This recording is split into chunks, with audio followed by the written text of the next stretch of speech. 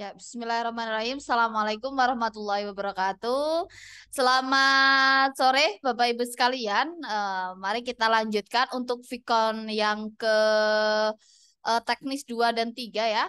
Hari ini kita akan membahas terkait materi teknis untuk pelajaran PGSD yang nanti diujikan di P3K. Nah, nanti akan saya jelaskan terlebih dahulu terkait materi-materi apa saja yang akan dikeluarkan. Nanti dilanjutkan pembahasan soal sesuai dengan PR yang kita sudah bagikan kemarin. Nah, nanti apabila Bapak Ibu sekalian ada yang perlu ditanyakan, bisa menulis di kolom chat seperti biasa, ataupun kalau ada yang ditanyakan lainnya gitu ya, pengen menghidupkan mikrofon juga tentu diperbolehkan.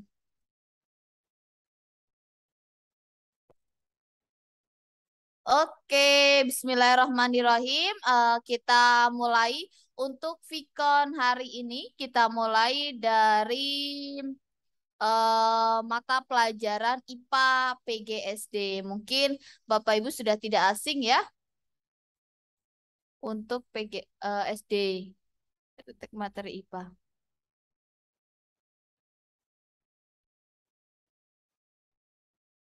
Oke, yang pertama adalah terkait ilmu pengetahuan alam ya atau IPA. Nah, yang pertama adalah terkait materi ilmiah, metode ilmiah, materi dan perubahannya. Nah, di sini secara konseptual, metode ilmiah adalah metode sains gitu ya, yang menggunakan langkah-langkah ilmiah dan rasional untuk mengumpulkan suatu permasalahan yang muncul dalam pemikiran kita pada kegiatan pembelajaran maupun dalam kehidupan sehari-hari. Nah, langkah-langkah dalam menerapkan metode ilmiah ini sebagai berikut. Yang pertama adalah merumuskan masalah. Sudah dirumuskan masalahnya, oh sudah ketemu nih masalahnya apa. Lalu menemukan hipotesis atau menentukan ya, menentukan hipotesis. Lalu menetapkan variabel penelitian, dilanjutkan dengan, halo? Wah, ya, tes. Apakah suara saya terdengar atau tidak ya? Jelas ya?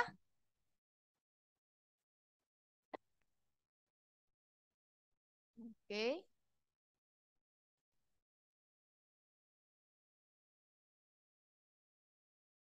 Halo? Apakah suara saya terdengar? Terdengar ya? Oke. Kita lanjutkan terkait metode ilmiah. Yang selanjutnya adalah menetapkan prosedur kerja ya. Lalu ada mengumpulkan data, mengolah dan menganalisis data, lalu membuat kesimpulan ya. Dan terakhir adalah mengkomunikasikan hasil penelitian. Nah, untuk materi gitu ya, materi adalah sesuatu yang mempunyai massa dan menempati ruang dan massa sebagai ukuran kuantitas materi. Massa di sini adalah ukuran ketahanan materi terhadap suatu gaya yang ditandai dengan perubahan kecepatannya sebagaimana dirumuskan oleh Newton yaitu F atau gaya gitu ya sama dengan M kali A. Nah, selanjutnya adalah perubahan. Untuk perubahan sendiri, ini dikategorikan menjadi dua jenis. Yang pertama adalah perubahan fisika, yang kedua adalah perubahan kimia. Mengingat kembali, kalau perubahan fisika biasanya hanya merubah bentuk ukuran saja. Misalkan yang tadinya besar menjadi kecil gitu ya. Misalkan contohnya beras digiling menjadi tepung. Itu hanya perubahan ukuran. Tapi kalau contoh dari perubahan kimia, misalkan kertas dibakar, dia kan tidak hanya berubah bentuk, berubah ukuran saja, tetapi ukuran dan partikel-partikelnya juga sudah berubah gitu ya. Kira-kira begitu untuk contoh dari perubahan. Nah, kalau tadi kita sudah belajar terkait metode ilmiah, coba Bapak Ibu eh, dari 1 sampai 5 gitu ya. Urutan metode ilmiah yang benar adalah boleh ditulis di kolom chat terlebih dahulu. Yo, A, B, C, D, atau E.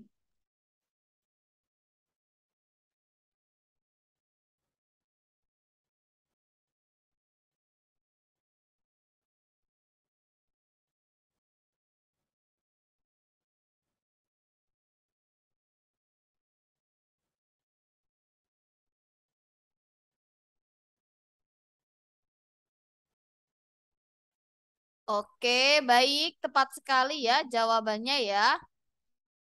Ya,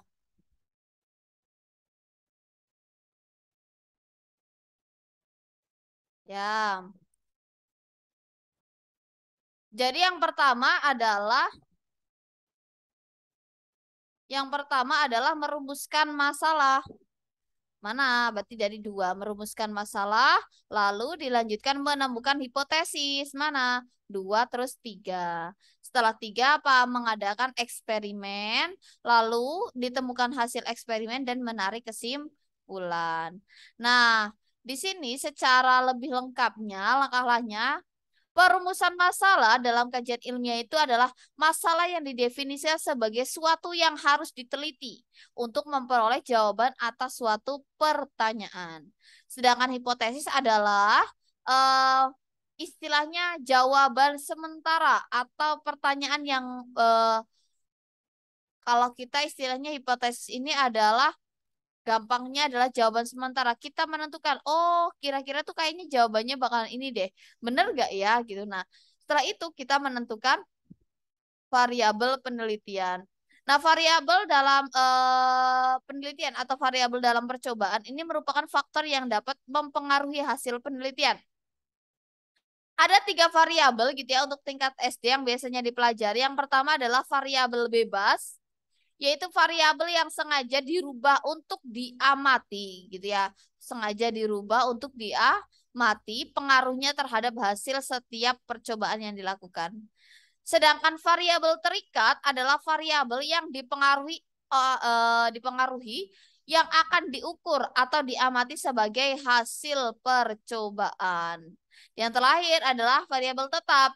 Itu variabel yang tidak dirubah sebagai kontrol dalam percobaan. Gitu.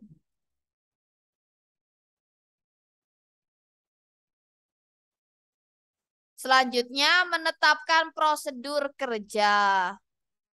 Dalam menetapkan prosedur kerja, gitu ya, merupakan langkah-langkah kerja. Kita menyusun nih langkah-langkah kerja yang terperinci dan runtut, gitu ya.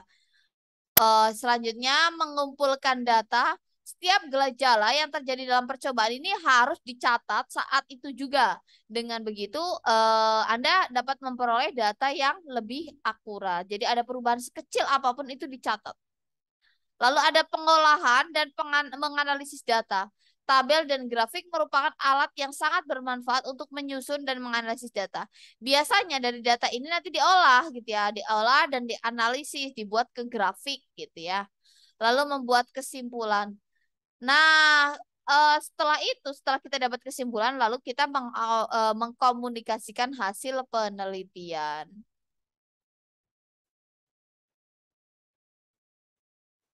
Coba, seorang siswa kelas 10 hendak meneliti tentang pengaruh suhu terhadap kecepatan reaksi suatu enzim.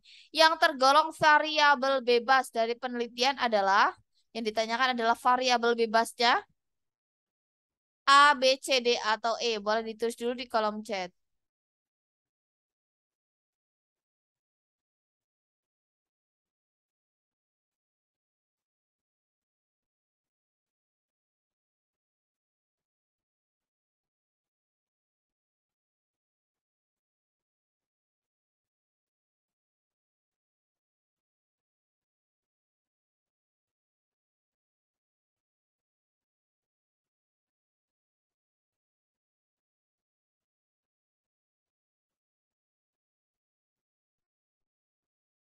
Ya, biasanya kita belajar terkait variabel bebas, variabel terikat, variabel tetap. Nah, yang termasuk ke dalam variabel bebas adalah yang ya, benar sekali ya. Ya, seorang siswa hendak meneliti tentang pengaruh gitu ya, pengaruh suhu terhadap kecepatan reaksi suatu enzim, maka yang termasuk variabel bebas dari penelitian tersebut adalah suhu. Jadi nanti yang dibedakan yang di otak-atik itu suhunya kan ya, tentang pengaruh suhu. Berarti kan suhunya diukur gitu ya. Ada yang suhu rendah, suhu sedang, dan suhu tinggi misalkan. Nah, terhadap kecepatan enzim, suatu enzim. Kita ulang kembali sedikit. Kalau misalkan variabel bebas ini dirubah untuk diamati pengaruhnya terhadap hasil percobaan. Kalau terikat itu yang dipengaruhi yang akan diukur atau diamati. Kalau enzimnya itu berarti yang akan diamati. Nah, variabel yang tidak dirubah sebagai kontrol di sini adalah eh,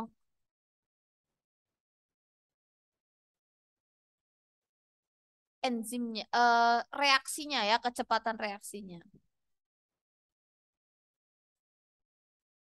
Nah, lanjut kita ke gaya. Gaya adalah suatu kekuatan tarikan atau dorongan yang dapat mengakibatkan pengaruh kecepatan bentuk arah benda berdasarkan pemahaman. Nah, rumusnya F sama dengan A. Nah, Anda dapat mengukur gaya yang dimiliki dan gaya memiliki sifat gitu ya. Yang pertama adalah mengubah bentuk benda, mengubah bentuk arah gerak benda gitu ya, dan menyebabkan benda bergerak atau berpindah tempat.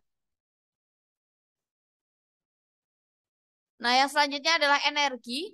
Energi adalah kemampuan melakukan usaha. Lalu usaha itu sendiri apa? Usaha yang dimaksud di sini adalah segala sesuatu yang berkaitan dengan perubahan. Misalnya perubahan posisi gerak, perubahan bentuk, perubahan wujud, dan perubahan struktur kimia atau perubahan volume. Di sini bentuk-bentuk energi yang populer dikenal adalah energi kinetik gitu ya, pada benda yang bergerak gitu ya. Lalu energi potensial yaitu dimiliki benda karena kedudukannya dari permukaan bumi atau karena kelenturannya, elastisitasnya. Nah, potensial itu biasanya misalkan di sini makanya kedudukan benda dari bumi karena nanti di eh, carinya menggunakan gaya gravitasi bumi. Lalu energi listrik karena benda bermuatan listrik dan energi kimia karena adanya reaksi kimia. Contohnya seperti ini.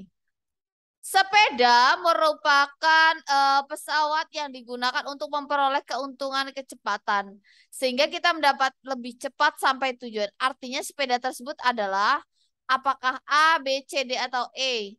Kalau A itu lebih ke mengurangi, B itu menstabilkan, C itu membesarkan, memperbesar, lalu menormalkan dan menurunkan.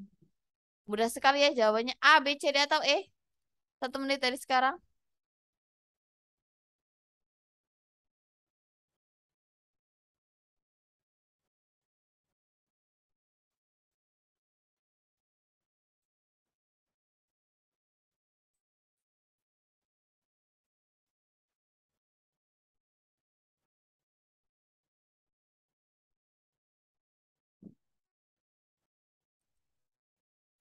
Baik, sudah yang menjawab. Ya, betul sekali ya.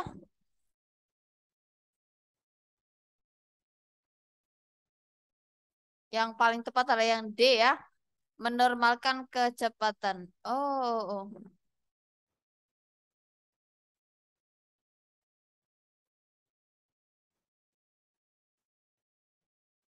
Memperoleh keuntungan kecepatan sehingga kita menjadi lebih cepat sampai tujuan.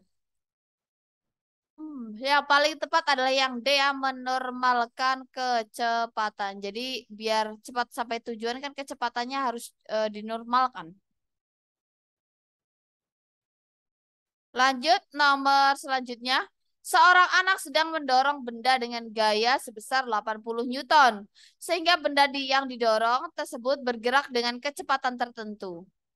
Bila suatu massa benda itu 8 kilogram, maka kecepatan benda tersebut adalah... Oke, sebentar ya, azan terlebih dahulu. Sebentar ya.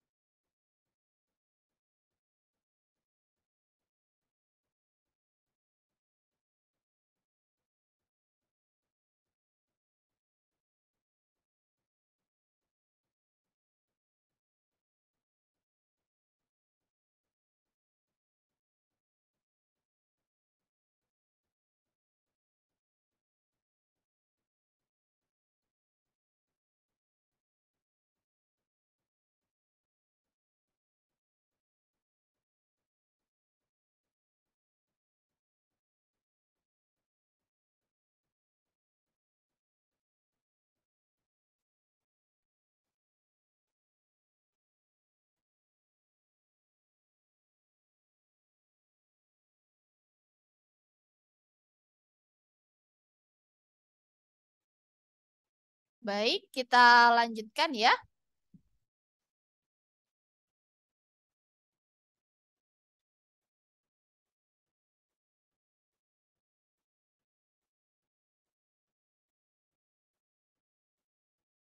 Oke. Seorang anak sedang mendorong gitu ya, mendorong benda dengan gaya 80 Newton. Lalu sehingga benda yang didorong tersebut bergerak dengan kecepatan tertentu. Bila suatu massa benda itu 8 kilogram, maka kecepatan benda tersebut adalah, nah kita tinggal mencari percepatan, kita ketahui F sama dengan M kali A. Massa kali percepatan, begitu ya. Nah, kita ketahui juga bahwa A berarti atau percepatan sama dengan F atau gaya dibagi massa. Tinggal 80 bagi 10 yaitu 10 meter per sekon kuadrat. Itu jawabannya adalah D. Lanjut ke dalam materi selanjutnya adalah sistem respirasi pada manusia. Nah, sistem respirasi pada manusia di sini kita pelajari terkait organ pernapasan manusia gitu ya. Dari hidung, rongga hidung, tenggorokan, faring, batang tenggorokan, laring atau trakea gitu ya. Bronkus, bronkiolus, alveolus dan paru-paru. Nah, di sini ada respirasi eksternal, respirasi internal, dan respirasi sel. Pasti sudah tidak asing ya. Kalau respirasi eksternal, namanya eksternal, di luar berarti ya. Berarti ini meliputi proses pengambilan oksigen, gitu ya, lalu pengeluaran karbon dioksida dan uap air antara makhluk hidup dan lingkungannya. Misalkan pada tumbuhan, hewan, dan manusia, proses nafas biasa gitu ya yang kelihatan oleh mata istilahnya. Sedangkan internal itu disebut juga respirasi seluler, yaitu pernapasan ini terjadi dalam sel, yaitu dalam sitoplasma dan mitokondria. Lalu respirasi sel ini adalah proses pengalihan energi dalam bentuk ATP gitu ya, dari glukosa dalam makanan yang Anda makan. Lalu terdapat 3 langkah dalam respirasi sel. Yang pertama adalah glikolisis, siklus Krebs, dan transfer elektron. Kayaknya kalau ini mah sudah tidak asing atau malah lupa ya. Nah, glikolisis ini adalah proses glukosa dipecah dalam sitoplasma menjadi 2 molekul pirufat 3 karbon, baik aerobik maupun anaerobik. Sedangkan siklus Krebs yaitu proses pengangkutan molekul pirufat ke dalam mitokondria, gitu ya, secara aerobik dengan menggunakan molekul-molekul asetil-CoA yang berasal dari pirufat dan menghasilkan karbon dioksida. Kalau transfer elektron yaitu proses masuknya pembawa energi NADH memasuki rantai transfer elektron untuk dihasilkan ATP. Lanjut, dilihat dari proses pengambilan udara, ada 2 macam respirasi juga nih. Ada fase inspirasi dan fase ekspirasi. Kalau inspirasi, ini kata kuncinya adalah otot diafragma berkontraksi sehingga rongga dada membesar. Akibatnya tekanan dalam rongga dada mengecil, udara dari luar masuk membawa oksigen. Kalau inspirasi, ini kan masuk ya, berarti proses pernafasan. Kalau proses pernafasan kan ya biasanya kalau kita bernafas kan gitu ya. Berarti otot diafragmanya itu berkontraksi sehingga rongga dada membesar.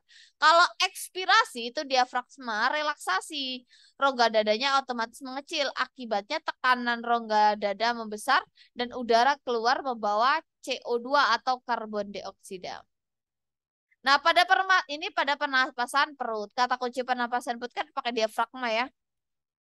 Sedangkan pada fase inspirasi pernapasan dada di sini mekanismenya dibedakan menjadi kalau inspirasi tulang rusuk berkontraksi. Bedanya di sini.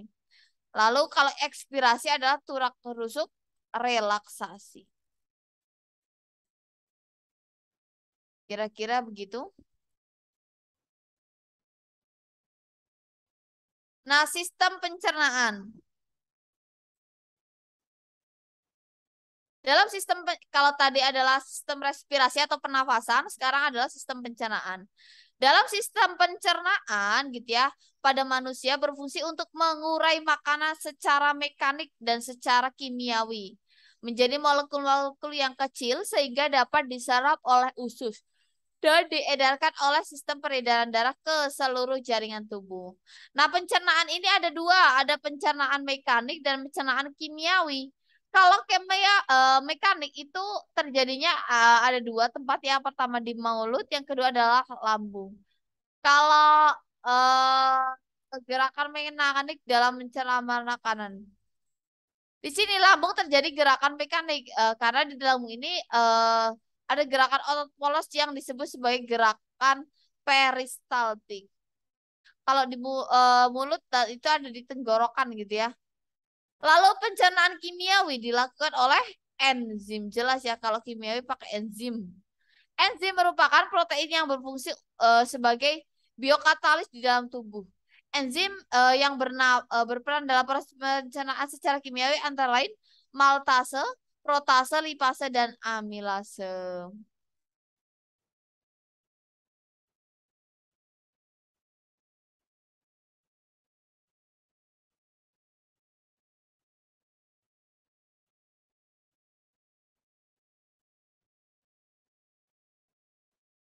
Ya, sebentar.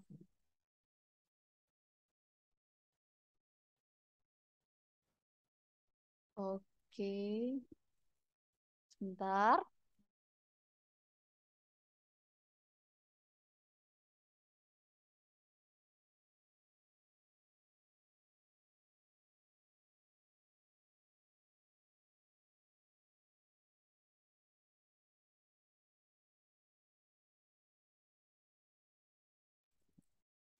Oke, kita lanjutkan ya.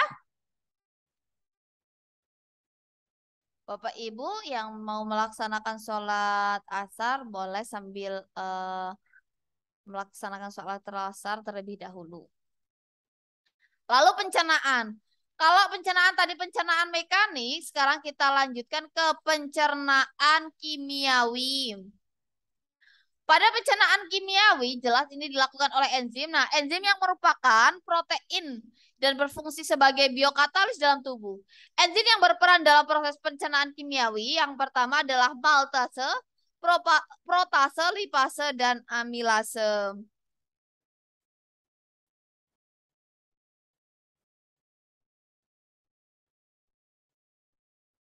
Nah, yang selanjutnya adalah sistem kardiovaskular. Apa itu sistem kardiovaskular? Kardiovaskular itu kalau gampangnya sistem peredaran darah. Ya. Nah, ini terdiri dari jantung atau kardio dan pembuluh darah vaskular. Nah, sistem kardiovaskular bertanggung jawab dalam memompa dan mengedarkan darah ke seluruh tubuh, sirkulasi darah.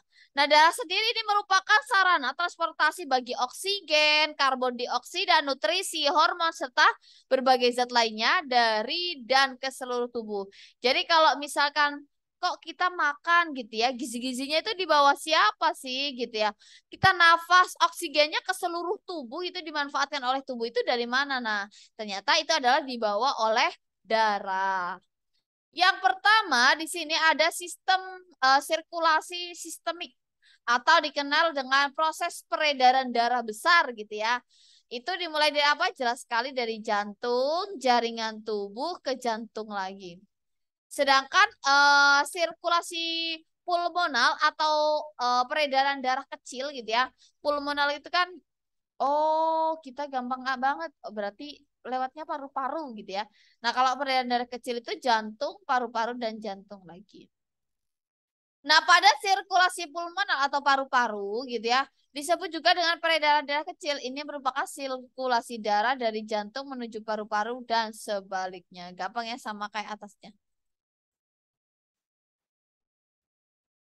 Nah, pembuluh darah jantung. Ada 3 pembuluh darah utama yang terdapat di jantung.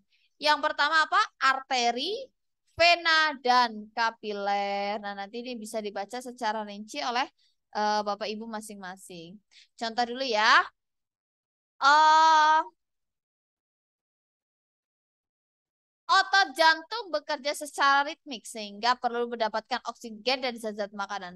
Pembuluh darah yang mengalirkan darah ke jantung dengan membawa oksigen dan zat makanan adalah jelas sekali karena yang ditandai adalah membawa oksigen dan zat makanan. Otomatis adalah arteri apa? Pulmonalis, koronaria, kawah superior, vena pulmonalis atau vena hepatica.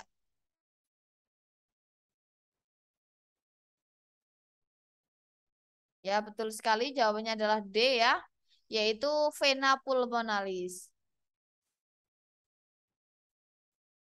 Selanjutnya adalah terkait tata surya. Di sini yang pertama adalah terkait bumi dan alam semesta. Apa sih alam semesta? Alam semesta adalah ruang di mana di dalamnya terdapat kehidupan biotik maupun abiotik, serta segala macam peristiwa alam dapat digunakan, diungkapkan maupun belum dapat diungkapkan oleh manusia.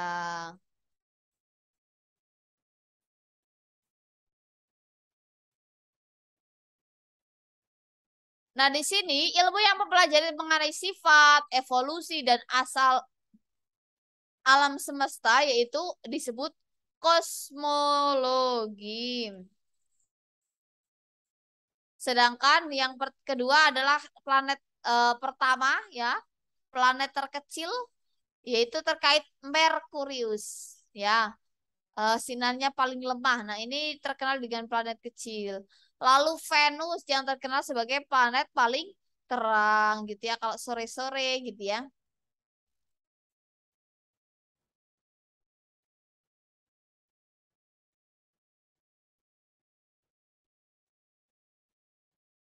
Lalu yang ketiga adalah bumi. Planet biru terkenalnya ya. Di sini merupakan planet yang di dalamnya terdapat kehidupan. Jarak bumi ke matahari sekitar 150 meter 150 juta kilometer. Ini perkiraan ya. Lalu yang keempat adalah Mars atau planet berwarna kemerah-merahan. Nah, makanya ada istilah yang paling dekat itu kan Mars gitu ya, memungkinkan katanya sih memungkinkan untuk hidup di luar angkasa adalah di Mars. Kalau makanya planet Mars ini mempunyai dua satelit yaitu Phobos dan Deimos. Yang keempat, sorry, yang kelima, Saturnus merupakan planet yang letaknya sangat jauh. Nah, Saturnus ini terkenal dengan cincin raksasa, ya. Lalu Uranus merupakan planet yang letaknya sangat jauh dari matahari gitu ya, yaitu 2.880.000 juta kilometer. Dan terakhir ada Neptunus, planet yang jaraknya dari bumi sangat jauh juga. Planet Neptunus berorientasi dengan periode 16,1 jam dan revolusinya adalah 164,8 tahun.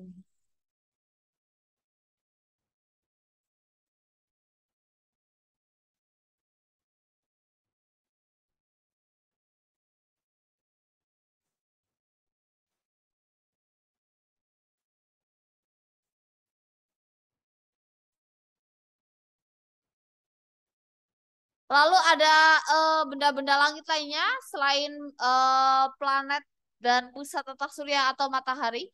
Ada istilah komet atau bintang berekor. Lalu ada meteor atau bintang jatuh. Kalau asteroid adalah planet yang ukurannya kecil, lintasannya berada di antara planet dalam, Mars dan planet luar.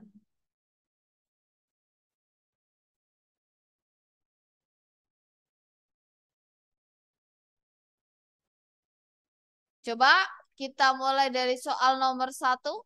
Boleh di kolom chat, saya kasih waktu 1 menit dari sekarang.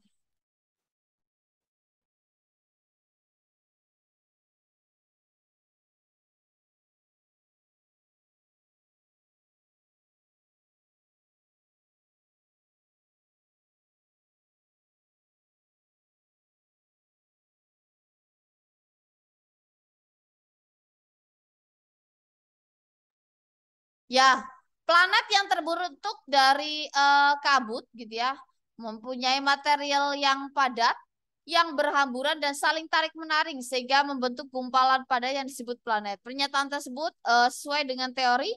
Ya, betul ya, ya menurutkan Laplace gitu ya. Oke. Kita lanjutkan ke materi selanjutnya yaitu terkait materi apa ya? Bahasa Indonesia.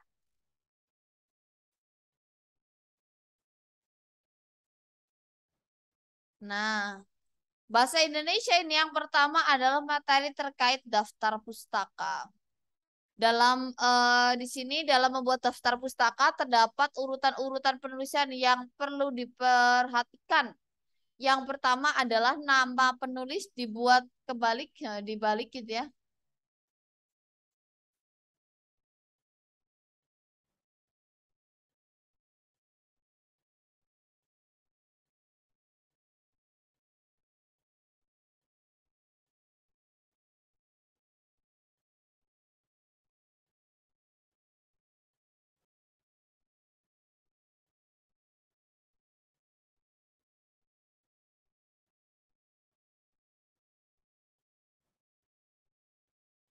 Yang pertama adalah penulis, yang kedua adalah tahun terbit, yang ketiga adalah judul karya atau buku, tempat terbit, nama penerbit, diakhiri dengan titik.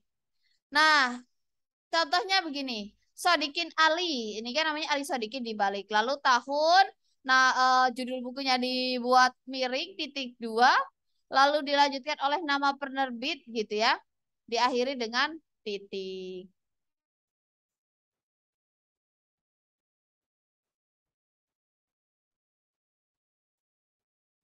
Kita lanjutkan. Coba contoh soal nomor satu.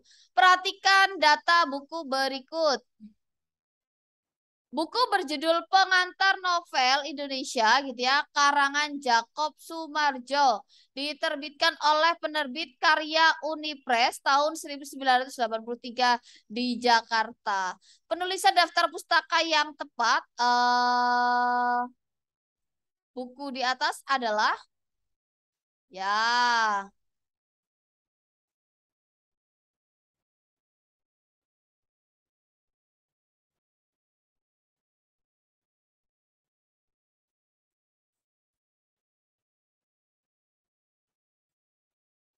Tepat sekali, jawabannya adalah yang C ya. Lanjut, kita ke ragam teks dan satuan bahasa pembentukan teks. Nah, di sini kita harus ketahui ada yang namanya teks faktual.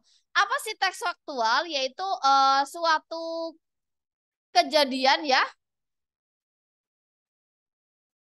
suatu kejadian yang bersifat nyata gitu ya, lalu benar-benar terjadi, tetapi di sini terikat dengan waktu. Lalu ada teks tanggapan gitu ya, yaitu teks yang berisi sambutan terhadap ucapan atau kritik, komentar dan sebagainya. Nah, di sini yang termasuk ke dalam teks tanggapan ada teks eksposisi, ada teks eksplanasi. Lalu ada teks cerita, ini contohnya adalah cerita ulang, naratif, anekdot, dan kesimpulan. Lalu di sini ada teks normatif gitu ya, yaitu di sini yang ditulis berdasarkan peraturan dan norma-norma dan peraturan yang berlaku baik di lingkungan masyarakat maupun dalam lingkungan kenegaraan. Contoh,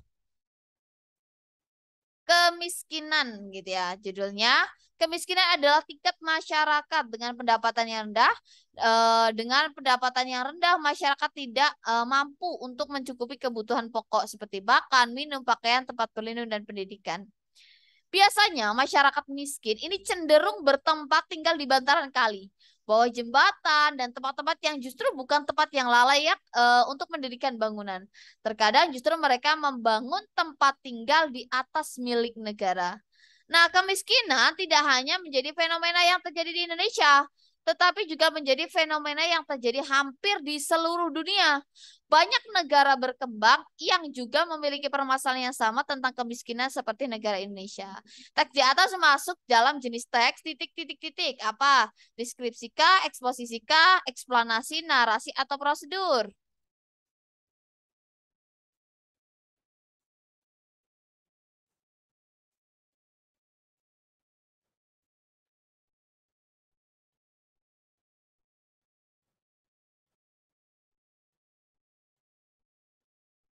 Oke, tepat sekali. Ini adalah termasuk jenis teks eksplanasi. Apa tuh eksplanasi? Eksplanasi adalah teks yang berisi penjelasan tentang proses terjadinya fenomena alam, sosial, ilmu, pengetahuan, dan budaya. Di sini tadi eksplanasi strukturnya adalah ada judul, lalu pernyataan umum, deretan penjelas, dan interpretasi. Lanjut. Contoh di sini ada gempa bumi gitu ya. Nah, di sini juga termasuk ke dalam teks eksplanasi yang memiliki karakteristik seperti apa?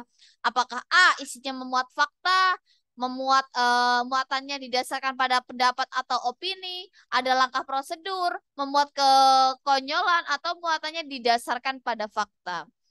Nah, kita tahu, lihat, kita ulangi ya.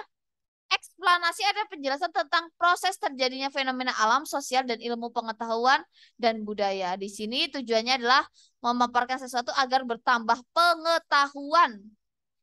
Memaparkan sesuatu agar bertambah pengetahuan. Sebenarnya tanpa membaca teks, hanya kita tahu bahwa teks di atas adalah teks eksplanasi memiliki karakteristik seperti apa. Jelas sekali jawabannya adalah yang A, isinya memuat fakta. Gitu ya. Lanjut ke soal selanjutnya. Nah, berdasarkan teks di atas, sebuah paragraf harus memiliki syarat tertentu, yaitu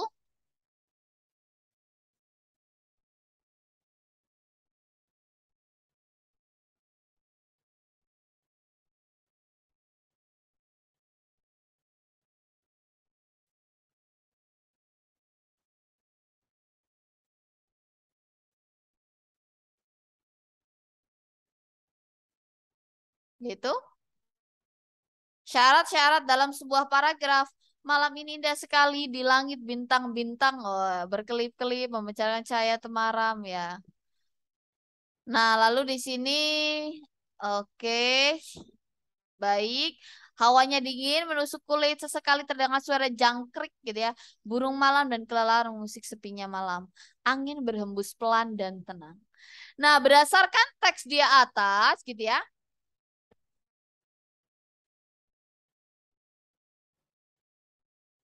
Sebuah paragraf ini harus memiliki syarat tertentu. Jelas sekali jawabannya adalah A ya, kelengkapan, kesatuan, dan kepaduan. Kita bahas hal-hal yang harus diperhatikan dalam menulis sebuah paragraf.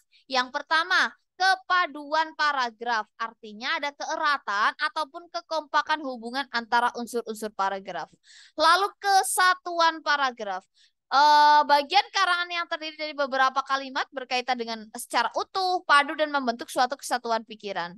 Lalu adalah kelengkapan, paragraf yang baik harus memiliki unsur-unsur paragraf yang lengkap seperti gagasan pokok, kalimat utama, dan kalimat penjelas. Dan terakhir, di sini ada ketepatan pemilihan kata, yang artinya pemilihan kata harus sesuai dengan situasi dan kondisi pemakainya.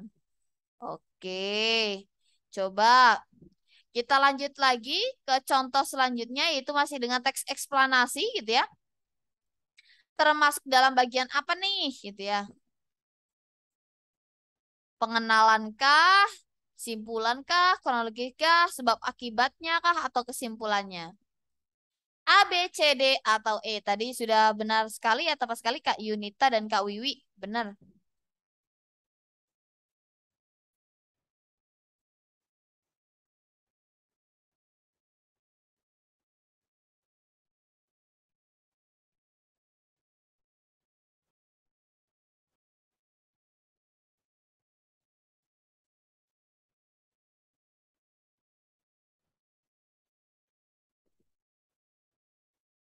Oke, baik, sudah dijawab ya. Ini ada yang A, ada yang E.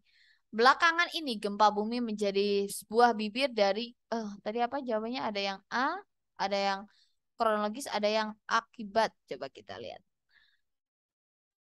Sepanjang sejarah umat manusia, gempa selalu saja menimbulkan kerugian baik material maupun korban jiwa. Tidak berlebihan rasanya jika dikatakan bahwa fenomena gempa bumi adalah peristiwa yang berdampak secara langsung kepada makhluk hidup tidak terkecuali manusia. Hal tersebut menjadikan gempa bumi sebagai salah satu bencana alam yang ditakuti oleh setiap orang. Baik, kita lihat yang paling tepat adalah pengenalan objek yang C ya.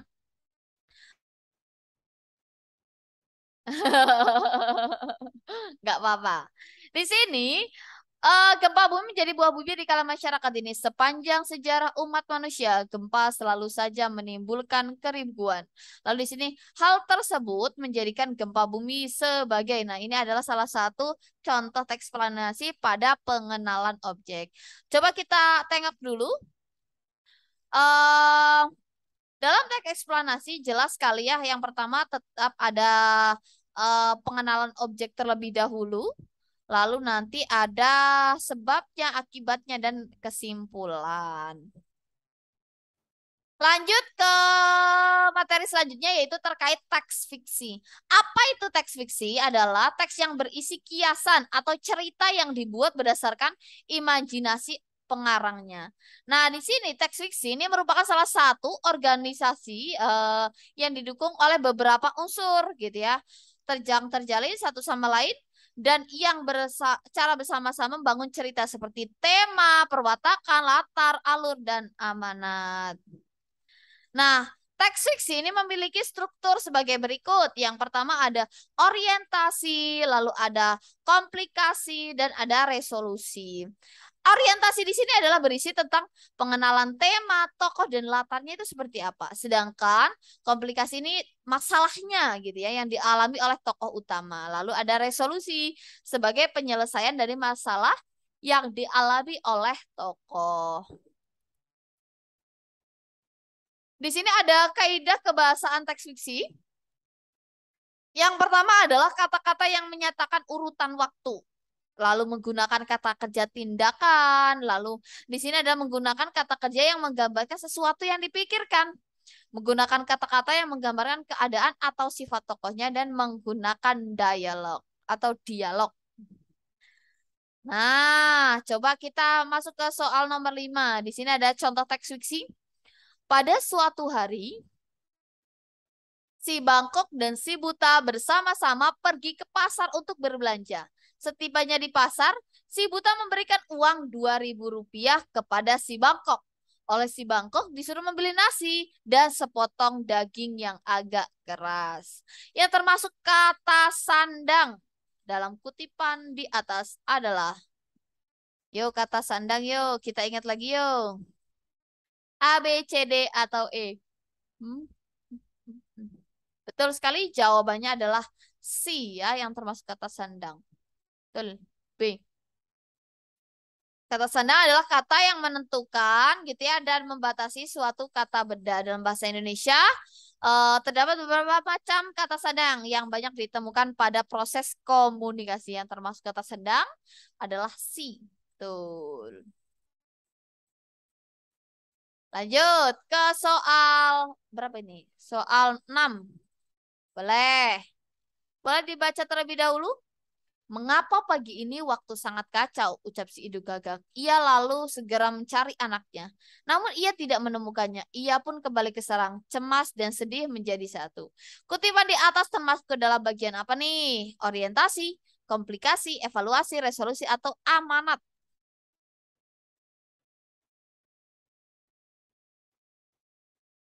Oke, sudah menjawab. Yang paling tepat adalah orientasi. Ini masih ke dalam pengenalan ya. Dia masih mengenalkan kegiatan paginya gitu ya. Di sini cerita dalam orientasi ini berisi tentang pengenalan tokoh ataupun latar cerita. Dari kan masih mengenalkan latar ceritanya ya. Lalu kalau komplikasi, kalau ini komplikasi sudah masuk ke masalah. Di sini masalah yang dialami oleh tokoh utama wujudnya dalam bentuk konflik atau pertentangan dengan tokoh lain. Kalau resolusi ini menceritakan penyelesaian masalah, lalu evaluasi ini contohnya adalah engkau pantas mendapatkan nilai ini gitu ya. Ini adalah balasan bagi anak kelinci yang keras kepala dan tidak mau mematuhi nasihat ibunya. Contohnya begitu kata-kata. Contoh dari evaluasi. Sedangkan koda atau akhir adalah pesan moral terkait dalam cerita yang disampaikan. Coba ini. Boleh. Kata kerja tindakan ditandai oleh nomor 1, 2, 3, 4 atau 5.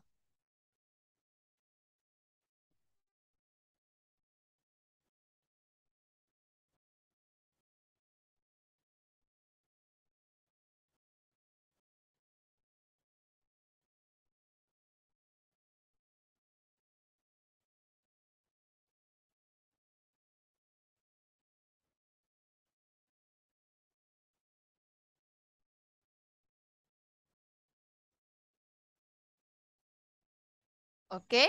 Yang termasuk kata kerja tindakan. Betul sekali.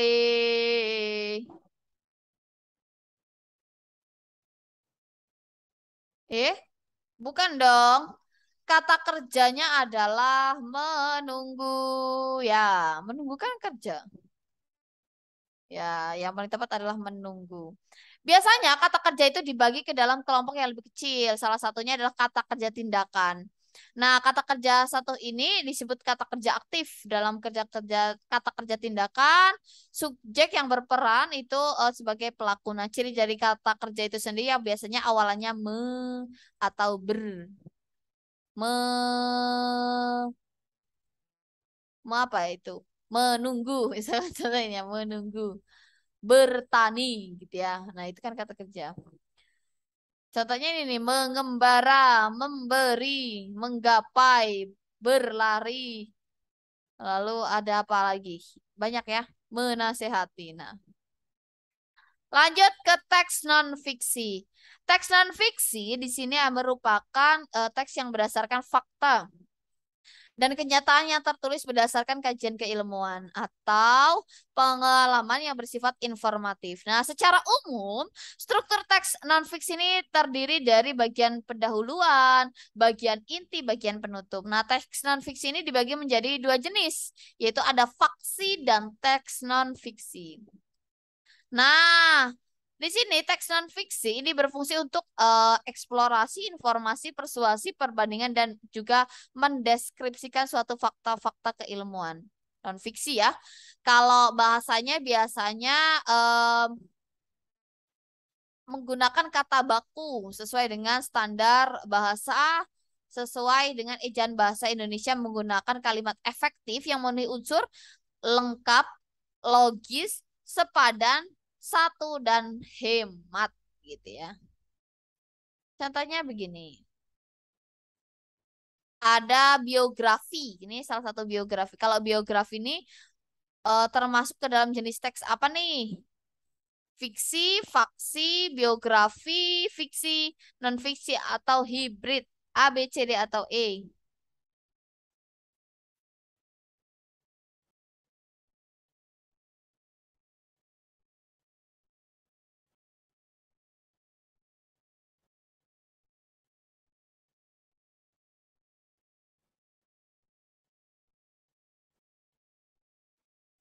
Oke. Sip, sip, sip. Betul sekali. Jadinya ini adalah faksi. Di sini gitu ya, TRIM 2014 mengklasifikasi teks non-fiksi menjadi dua jenis, faksi ada non-fiksi. Kalau faksi benar sekali tadi siapa yang jawab ya? Oke, Kak Yunita, benar sekali. Kalau faksi ini jawabannya B ya, yang faksi ya. Faksi ini meliputi kisah berbagai kejadian sebenarnya. Nah, teks faksi ini diantaranya adalah biografi, autobiografi, kisah nyata, memoir, dan cerita-cerita dari kitab suci. Sedangkan non-fiksi ini ya lebih kepada data valid tentang pengetahuan tanpa mengurangi isi data tersebut. Contohnya adalah buku referensi, buku petunjuk, buku pelajaran, kamus, ensiklopedia, direktori, dan peta. Begitu kira-kira. Lanjut, kita ke apresiasi dan kreasi sastra anak. Nah, ini sastra anak sebagai sumber pembelajaran bahasa di sekolah terdiri atas sebagai genre, yaitu misalkan buku bergambar, fiksi realistik, fiksi sejarah, dan fantasi fiksi ilmiah. Nah, ada sastra tradisional, puisi, dan biografi yang difiksikan. Di sini, tujuan pembelajaran sastra anak di sekolah dasar antara lain adalah memberi kebahagiaan dan kesenangan, mengembangkan imajinasi, menambah pengetahuan, dan mengembangkan berpikir kreatif, mengembangkan karakter juga, mengembangkan apresiasi sastra itu sendiri, dan mengembangkan kesadaran bersastra dan menginterpretasi bacaan sastra.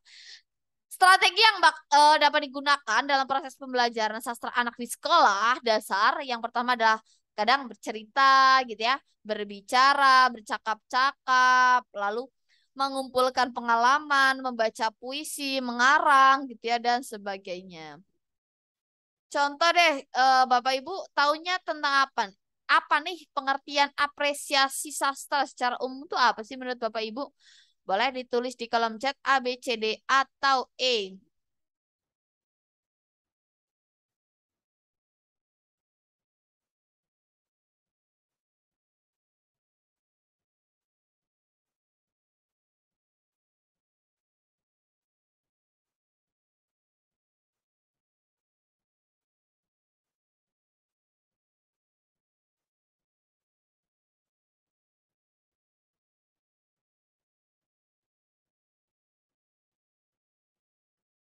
Oke. Penilaian yang baik atau penghargaan terhadap saya sastra ada pengenalan melalui perasaan dan kepekaan batin, penafsiran kualitas serta pemberian nilai yang wajar gitu ya. Kegiatan menggauli cipta sastra dengan sungguh-sungguh hingga tumbuh pengertian, penghargaan, kepekaan pikir kritis dan kepekaan perasaan yang baik, atau E, mempelajari teori sastra. Jelas sekali jawabannya adalah yang D ya. Di sini ada beberapa hal dalam apresiasi sastra ya.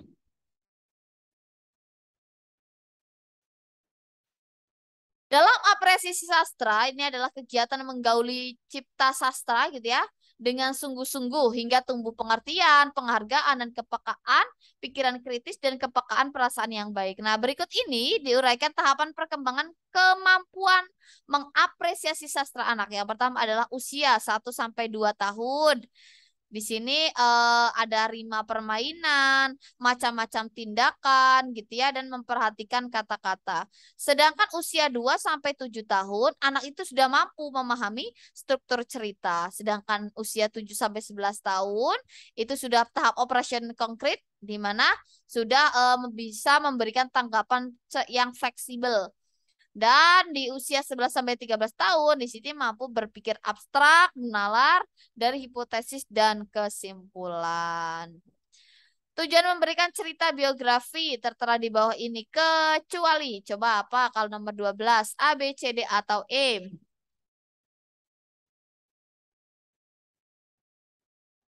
Oke.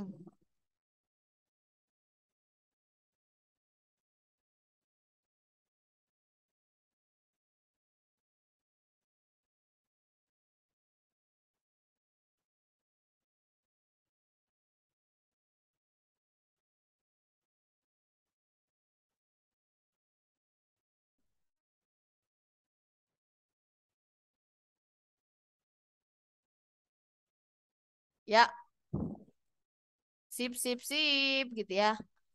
Kecuali adalah tepat sekali yang adalah mengembangkan keinginan dan kebebasan. Jadi biografi ini adalah kisah riwayat hidup seseorang yang ditulis oleh orang lain, gitu ya. Kalau dirinya sendiri autobiografi, tujuan memberikan cerita biografi, ada memberikan hiburan, mengembangkan imajinasi, mengembangkan bahasa, dan mengembangkan pengetahuan sejarah dan kepahlawanan. Lanjut, nomor 13. Manfaat yang diperoleh dari membaca karya sastra adalah A, B, C, D, atau E?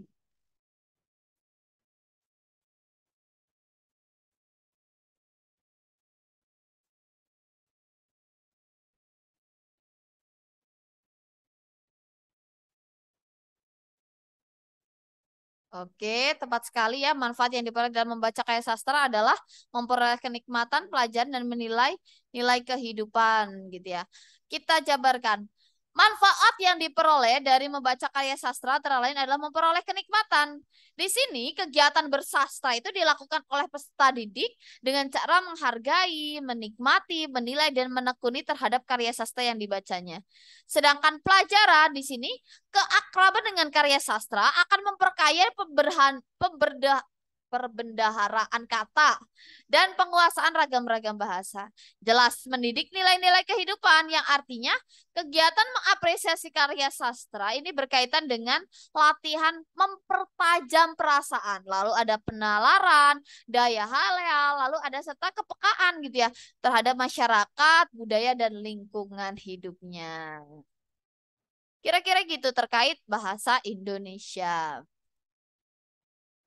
Lalu kita lanjut ke yang terakhir, PKN dan IPS. Nah, kalau untuk materi PKN itu yang pertama adalah terkait Pancasila. Saya yakin Bapak Ibu sekalian sudah hafal ya terkait Pancasila. Lambang-lambangnya misalkan bintang adalah ketuhanan yang Maha Esa, sila pertama gitu ya, misalkan padi dan kapas, keadilan sosial bagi seluruh rakyat Indonesia. Saya yakin Bapak Ibu sudah paham sekali karena sudah mengulang-ulang gitu ya, istilahnya mau mengajarkan kepada anak terkait materi itu sendiri, terkait Pancasila itu sendiri. Lalu terkait pemilu, materi yang kedua pada pada apa ini, pada materi PKN adalah pemilu. Ini kalau yang kurikulum Merdeka namanya bukan PKN ya, tapi P5 ya. Tahapan pelaksanaan pemilu dari mulai pendaftaran pemilih di sini ikut memberikan suara, para calon pemilih harus terdaftar, waktu terlambat paling lambat adalah 6 bulan sebelum pelaksanaan pemilu dan sebagainya. Lalu ada proses kampanyenya, ini bahkan diatur langsung oleh undang-undang gitu ya nomor 23 tahun 2003 tentang pemilu, di mana kampanye itu dilakukan selama 3 minggu gitu ya, bukan setiap hari gitu ya, eh apa setiap hari kampanye padahal mah sudah berjalan lama gitu ya. Nah, lalu di sini berakhir 3 hari sebelum hari pemungutan suara. Lalu kampanye merupakan ajakan dari para peserta pemilu. Yang ketiga adalah pemungutan suara. Di sini biasanya dilakukan gitu ya dengan di TPS ya, tempat pemungutan suara. Lalu penghitungan suara dan penempatan dan pemungutan hasil pemilu biasanya dilakukan oleh KPU. Oke, lanjut. Di sini ada materi amandemen Undang-Undang 1945 yang pertama. Nah, nanti bisa dibaca oleh Bapak Ibu. Tapi di sini sudah kita rangkumkan gitu ya. Dilaksanakan sidang umum MPR 1999 tanggal 14 sampai 21 Oktober 1999. Di sini hasil amandemen Undang-Undang Dasar 1945 gitu ya. Yang pertama meliputi 9 pasal dan 16 ayat sebagai berikut. Yang pertama adalah pasal 5 nih, terkait hak presiden untuk mengajukan RUU kepada DPR. Yang kedua adalah pasal 7-nya, pembatasan masa jabatan presiden dan wakil presiden. Lalu ada pasal 9 ayat 1 dan 2, Sumpah Presiden dan Wakil Presiden. Pasal 13 ayat 2 dan 3, Pengangkatan dan Penempatan Duta. Lalu pasal 14 ayat 1 tentang pemberian gerasi dan rehabilitasi. Pasal 14 juga tapi ayatnya 2 ini pemberian amnesti dan abolisi. Lalu pemberian gelar, tanda jasa, dan kehormatan lainnya pada pasal 15, pasal 17 ayat 2 dan 3 tentang pengangkatan menteri. Lalu pasal 20 ayat 1 sampai 4 tentang DPR ya. Lalu pasal 21 hak DPR untuk mengajukan rancangan RUU. Lanjut di sini materi yang sangat umum ini kelas 4 SD terkait hak dan kewajiban. Hak sebagai siswa di sekolah itu seperti apa? Apakah yang pertama ini berhak untuk mendapatkan pembelajaran dari guru, mendapatkan fasilitas, mengikuti kegiatan organisasi, mendapatkan perlakuan yang adil di sekolah, mendapatkan toleransi, dan memberikan saran yang sifatnya membangun. Lalu juga nih dibahas tentang kewajiban siswa di sekolah tentang menaati semua aturan sekolah, memelihara fasilitas, menghormati guru, mengikuti kegiatan pembelajaran, mengerjakan PR, lalu menjaga tingkah laku dan kesopanan di sekolah. Ini pun nanti berdasarkan soal-soal yang telah lalu gini ya untuk tes PGSD terkait hak dan kewajiban siswa ini juga keluar Bapak Ibu sekalian. Baik hak kewajiban di sekolah, di masyarakat, lalu di rumah gitu ya. Ini nanti bisa dipelajari. Insya Allah bisa lah. Di sini hak dan kewajiban di masyarakat sudah kita apa? Kita rangkumkan semuanya ya. Lalu selanjutnya adalah terkait materi HAM, hak asasi manusia. Sifatnya di sini kita mengulang kembali ya. Eh pasti Bapak Ibu juga pastinya lebih paham karena materinya ini sudah diulang-ulang terus-menerus ya. HAM adalah seperangkat hak yang melekat pada hakikat dan keberadaan manusia sebagai makhluk Tuhan yang Maha Esa dan merupakan anugerahnya yang wajib dihormati, dijunjung tinggi, dilindungi oleh hukum ya, pemerintah dan setiap orang demi kehormatan serta perlindungan harkat dan martabat manusia. Di sini ada kodrati, artinya hak asasi manusia yang merupakan pemberian dari Tuhan kepada manusia agar hidup terhormat. Lalu ada hakiki, artinya HAM adalah hak asasi semua umat manusia yang sudah ada sejak lahir gitu ya. Jadi ada universal, ini adalah tanpa memandang gender gitu ya. Lalu tidak memandang status atau lagi memandang suku bangsa. Lalu tidak dapat dicabut, artinya HAM ini tidak bisa dicabut dan diserahkan kepada pihak lain gitu ya.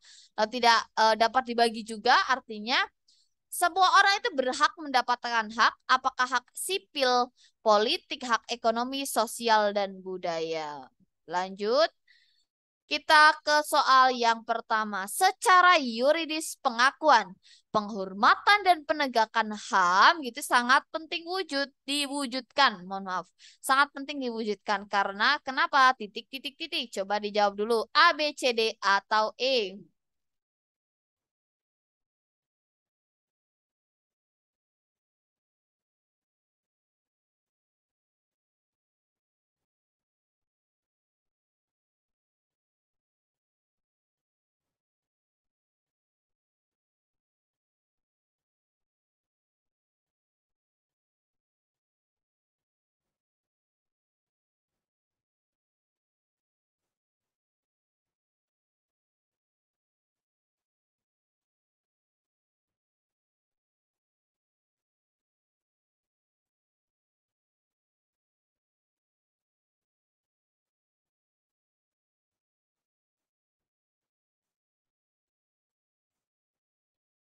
Oke, tepat sekali ya. Jawabannya adalah yang B ya. Jaminan perwujudan HAM terdapat dalam konstitusi.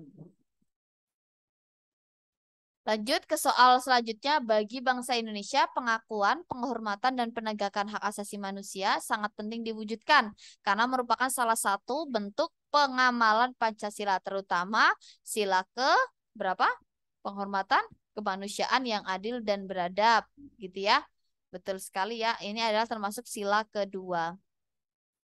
Lanjut, materi selanjutnya adalah terkait persatuan dan kesatuan dalam keberagaman masyarakat yang multikultural. Di sini nasionalisme adalah suatu paham yang menganggap bahwa kesetiaan tertinggi atas setiap pribadi harus diserahkan kepada negara. Itu definisi nasionalisme. Sedangkan prasangka adalah sikap yang bisa positif maupun negatif berdasarkan keyakinan stereotip atau pemberian label kita tentang anggota gitu ya dari kelompok tertentu. Lalu stereotip sendiri adalah pemberian sifat tertentu terhadap seseorang berdasarkan gitu ya kategori yang bersifat subjektif hanya karena dia berasal dari kelompok yang lain. Pemberian sifat itu bisa sifat positif, bisa juga negatif. Lalu ada etnosentrisme, yaitu paham yang berpandangan bahwa manusia pada dasarnya adalah individualistis, gitu ya. Di sini yang cenderung mementingkan diri sendiri, namun karena harus berhubungan dengan orang lain lah, gitu ya, maka terbentuklah sifat hubungan yang antagonistik atau pertentangan.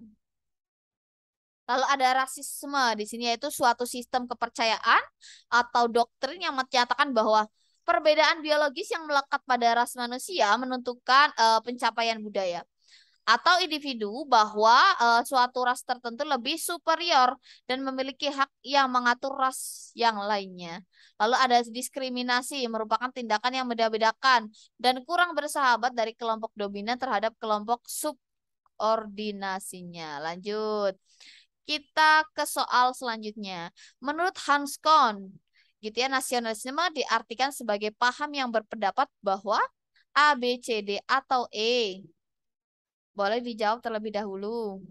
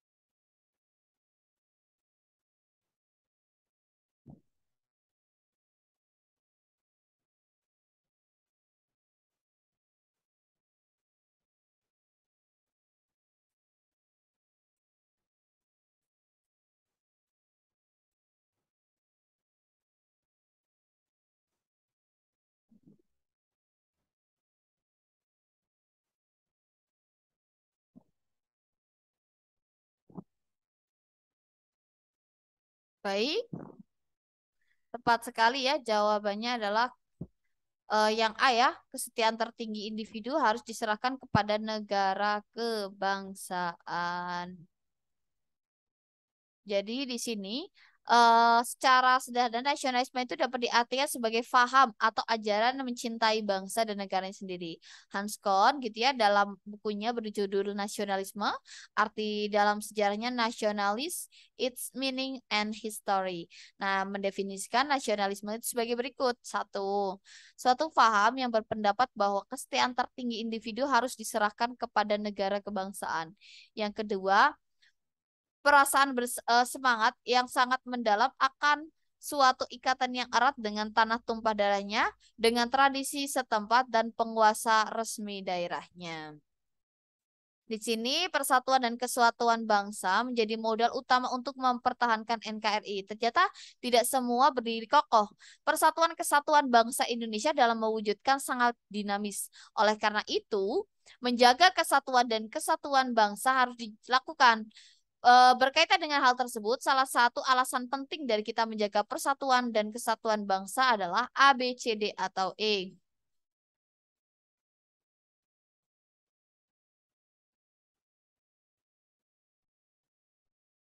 Baik ya,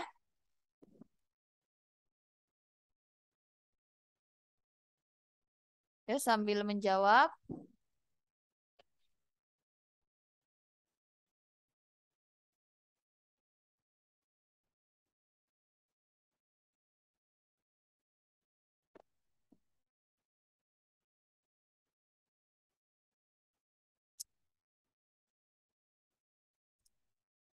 Iya, iya, iya. Sip. Tepat sekali jawabannya adalah E ya. Persatuan dan kesatuan merupakan alat bagi bangsa Indonesia untuk mewujudkan cita-cita proklamasi kemerdekaan. Di sini persatuan dan kesatuan bangsa Indonesia menjadi modal utama mempertahankan NKRI ternyata tidak selama berdiri kokoh, gitu ya. Di sini artinya di sini maka alasan pentingnya kita menjaga persatuan kesatuan adalah persatuan kesatuan merupakan alat bagi bangsa Indonesia untuk mewujudkan cita-cita proklamasi kemerdekaan. Lanjut, materi selanjutnya adalah tentang konsep nilai, moral, dan norma. Nilai di sini adalah suatu kenyataan yang tersembunyi di balik kenyataan-kenyataan lainnya. Nilai yang bersumber pada budi, gitu ya, berfungsi mendorong dan mengarahkan motivator. Nah, sikap dan perilaku manusia. Nilai sebagai suatu sistem merupakan salah satu wujud kebudayaan, gitu ya. Di samping sistem sosial dan karya. Moral merupakan di sini ya ajaran tentang hal yang baik dan yang buruk, menyangkut tingkah laku atau ucapan dan perbuatan seseorang yang berinteraksi dengan manusia lainnya gitu ya. Di sini pada materi ini dipelajari juga terkait norma ya. Norma berasal dari bahasa Belanda yaitu norm yang artinya patokan, pokok kaidah atau pedoman baik tertulis maupun tidak tertulis gitu ya. Sebagai ciri yang melekat pada norma yang ada dalam masyarakat setelah menyimak karakteristik yang dikemukakan di atas antara lain yang pertama adalah pada umumnya norma itu tidak tertulis kecuali norma hukum. Yang kedua adalah norma itu bersifat mengikat dan terdapat saksi di dalamnya. Sanksi ya. Norma merupakan kesepakatan bersama anggota masyarakat. Anggota masyarakat wajib menaati norma yang berlaku. Lalu anggota masyarakat yang melanggar norma dikenai sanksi dan norma yang dapat mengalami perubahan sesuai dengan perkembangan masyarakat. Di sini norma, pertanyaannya adalah begini. Norma yang mengatur hidup dan kehidupan manusia dilihat dari daya pengikatnya terdapat dalam kehidupan sosial di masyarakat berupa cara atau usage, tata kelakuan atau mores, adat istiadat, custom, lalu ada hukum law dan norma, mode atau norma fashion. Yang dimaksud dalam mode dan fashion adalah yang mana nih? A, B, C, D, atau E.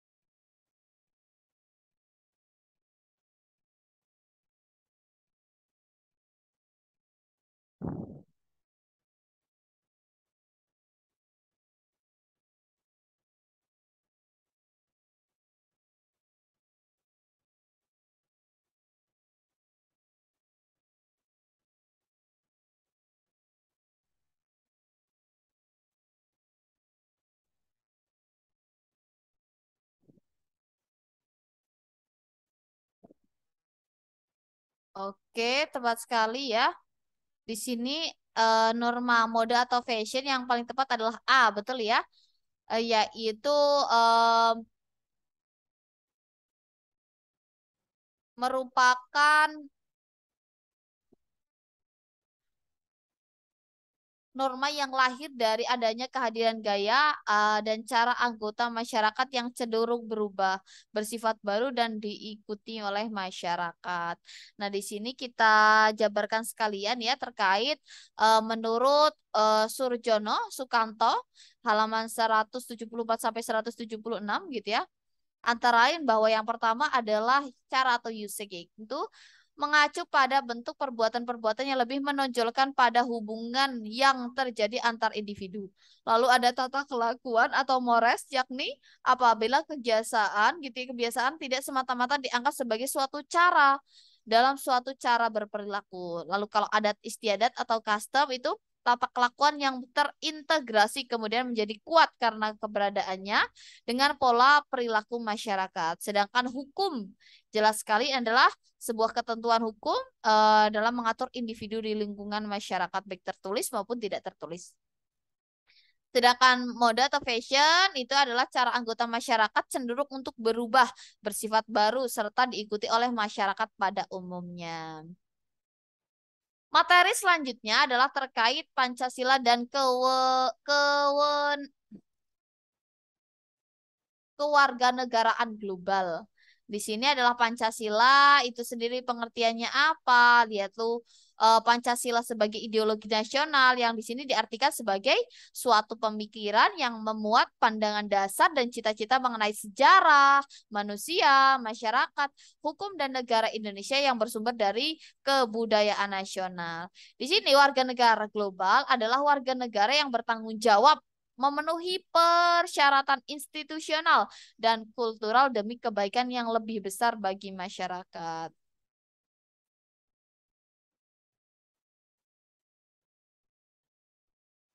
Lalu di sini soal selanjutnya boleh dibaca terlebih dahulu.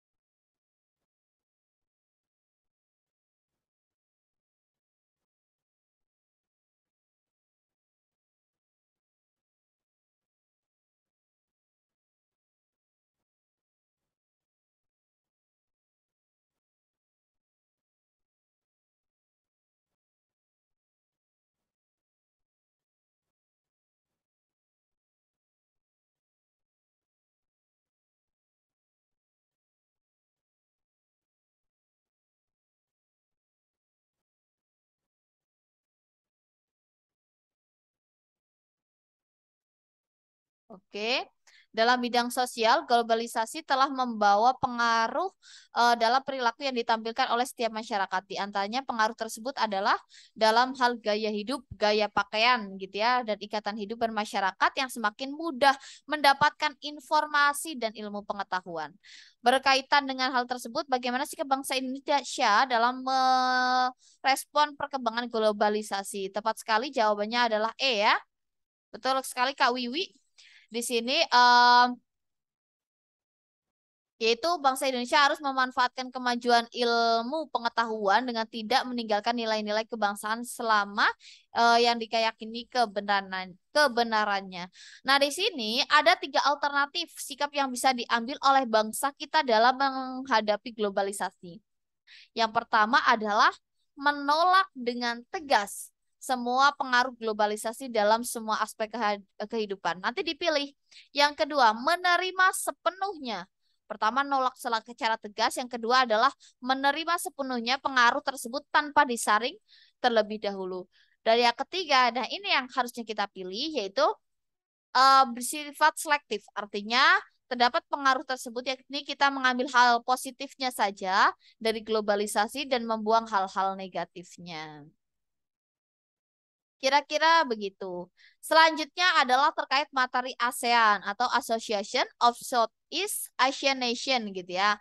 Merupakan organisasi geopolitik yang menghimpun semua negara di Asia Tenggara. Tujuan utama kerja sama ASEAN di bidang ekonomi adalah pembentukan pasar dan produksi yang telah tercantum di dalam Deklarasi Bangkok 1967. Di sini yang pertama adalah dapat mempercepat pertumbuhan ekonomi, perkembangan sosial serta kebudayaan di kawasan ASEAN lewat upaya bersama gitu ya dan memperkokoh landasan masyarakat di kawasan Asia Tenggara agar damai dan sejahtera.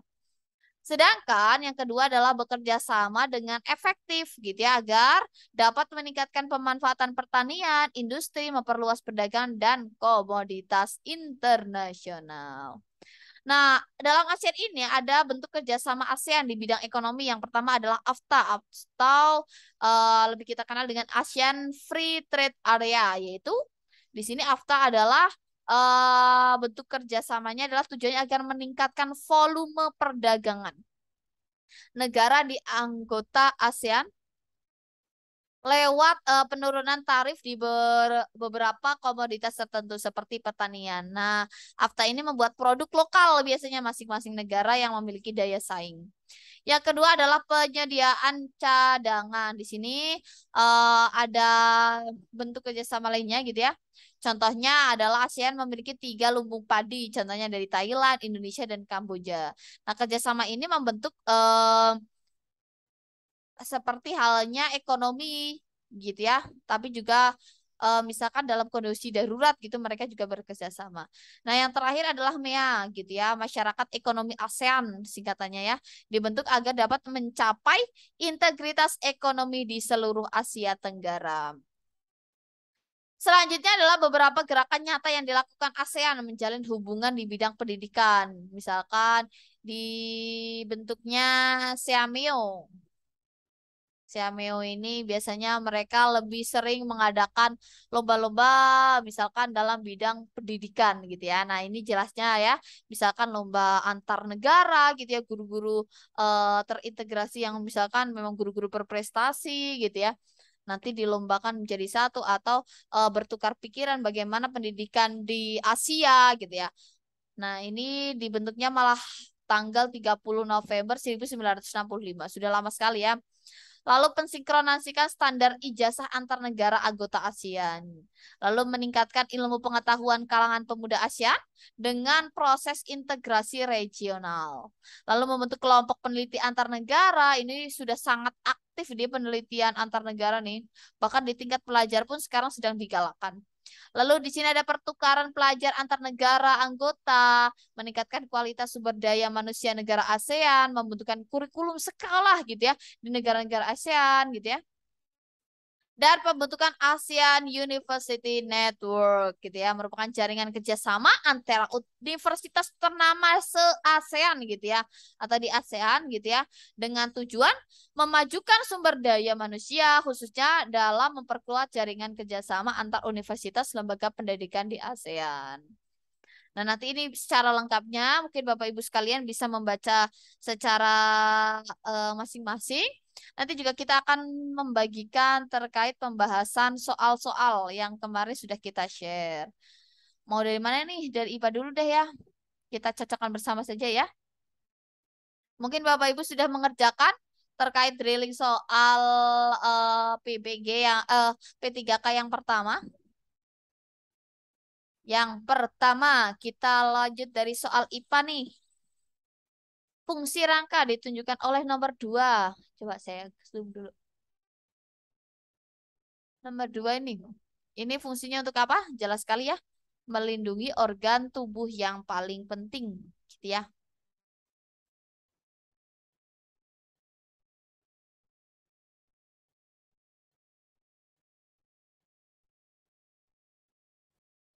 Lanjut, yang kedua adalah salah satu kegiatan ekstrakurikuler diikuti oleh gading, maksudnya adalah bela diri. Yang ditanyakan adalah mekanisme inspirasi pernapasan perut. Jadi, selain bahasa Indonesia, IPA, IPS, PKN juga sering sekali. Kalau menemukan soal-soal yang panjang gitu, jangan langsung dibaca kayak saya. Salah satu kegiatan ekstrakurikuler gitu ya, jangan. Tapi langsung menuju ke soalnya dulu saja, baru baca atasnya. Misalkan mekanisme inspirasi pernapasan perut. Sebenarnya ini nggak usah dibaca pun kita sudah langsung bisa mencari jawabannya gitu ya.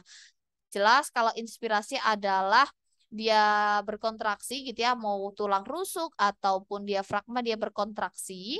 Yang kedua kalau perut berarti ciri-cirinya adalah diafragma. Jadi yang paling tepat adalah yang B, diafragma berkontraksi, otomatis volume rongga dada membesar, tekanan udaranya menurun. Biasanya volume rongga dada dan tekanan udara itu berbanding terbalik. Kalau rongga dada membesar, maka tekanan udaranya itu menurun. Lalu udara masuk ke paru-paru. Ingat inspirasi nafas berarti jelas udaranya masuk ke dalam paru-paru. Nomor 2. Ini nanti sudah ada pembahasannya lengkap ya. Nanti Bapak Ibu bisa membaca lebih lengkap sambil mengerjakan, sambil mengoreksi, sambil membaca ulang terkait materi. Yang selanjutnya adalah santan kelapa dibuat dengan cara mekanisme mencampur air dan santan dan ampas. Cara memisahkannya itu merupakan salah satu cara pemisahan materi secara jelas sekali ini adalah filtrasi. Difilter ya. Lanjut di sini pernyataan di atas merupakan kelebihan teknik perkembangan biak tumbuhan secara generatif. Yang ditanyakan yang generatif, berarti jawabannya adalah yang pertama adalah tanaman dihasilkan memiliki perakaran yang kuat. Kalau generatif biasanya dia akarnya kuat, lalu dia dapat menghasilkan varietas baru. Jelas, biaya yang dikeluarkan adalah relatif murah dan yang terakhir, umur tanaman lebih lama. Oke. Kalau generatif kelemahannya apa nih? Kalau tadi kan itu kelebihan. Nah, ini kalau kelemahannya salah satunya tanaman baru yang dihasilkan belum tentu memiliki yang sifat yang sama dengan induknya, jelas. Varietas yang baru muncul belum tentu lebih baik. Waktu buahnya juga lebih lama, generatif gitu ya. Kualitas tanaman baru diketahui setelah tanaman berbuah. Betul sekali. Lanjut kita ke soal nomor 5 ya. Seorang siswa melakukan percobaan bunyi dengan menggetarkan garpu tala. Nah, di mulut tabung gitu ya, mengisi tabung dengan air sedikit demi sedikit gitu ya. Suara garpu tala terdengar paling keras ketika mencapai ketinggian 10 cm. Berdasarkan data di atas, panjang gelombang garpu tala adalah kita bisa cari kalau ini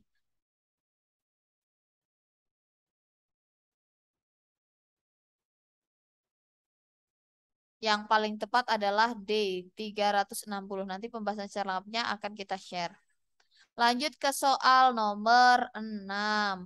Pemasangan rel kereta api yang diberi tanda X dimaksudkan untuk apa? Dikasih celah itu untuk apa sih? Jelas ini ya. Pada siang hari yang terik rel tidak bengkok gitu ya. Pada saat pembuaian gitu ya. Pemuaian pada rel ini dia tidak bengkok karena masih ada celahnya gitu. Di sini selanjutnya pada lukisan jalan sinar sejajar yang jatuh pada lensa mata ternyata sinar biasnya jatuh seperti pada tempat gambar. Normalnya ini kan di sini ya. Dia malah di depan. Maka yang paling tepat adalah dia mengalami miopi atau sehingga dia membutuhkan lensa cekung. Apa sih miopi? Apa sih hipermetropi? Kita kenalan dulu. Kalau mata normal itu namanya emetropi gitu ya. Dia biasanya mempunyai titik dekat 25 cm. Walaupun anak-anak seringkali bisa memfokuskan benda pada jarak 10 cm. Kalau rabun jauh atau miopi biasanya bayangan itu jatuh di depan. Ya, di depan retina gitu ya. Sedangkan kalau hipermetropi dia justru malah di belakang retina itu atau dikenal dengan rabun dekat hipermetropi itu. Lanjut nomor 8 di sini. Pemanfaatan serangga sebagai salah satu sumber makanan bukanlah hal yang asing lagi. Masyarakat di Gunung Kidul memanfaatkan ngengat pohon jati sebagai salah satu sumber makanan. Fase hewan tersebut gitu ya dalam yang dapat dimanfaatkan manusia sebagai sumber makanan berprotein tinggi adalah pupa dan larva. Lanjut ke nomor 9. Saat musim hujan kita harus mewaspadai penyakit demam berdarah. Tahapan daur hidup hewan yang menjadi perantara penularan penyakit tersebut adalah jelas sekali demam berdarah adalah nyamuk ya. Berarti ini adalah dia pada imago. Nah, ini nyamuk Aedes aegypti ini membawa virus dengue. Nah, itu ya. Menyebabkan penyakit demam berdarah pada manusia. Hal ini terjadi ketika nyamuk terbang dan mengisap darah manusia. Kayak vampir ya. Lalu daun mengandung zat kompleks. Zat-zat tersebut dapat dipisahkan, diidentifikasi dengan cara kromatografi. Cara pemisahan itu didasarkan pada jelas ini ya adalah perbedaan kecepatan merambatnya partikel zat yang terkandung dalam daun pada medium. Lanjut ke soal nomor 11. Proses destilasi. Pemanfaatan sifat zat memiliki perbedaan apa? Jelas ini adalah titik didih ya. Kalau destilasi itu sifatnya memiliki perbedaan titik-titik.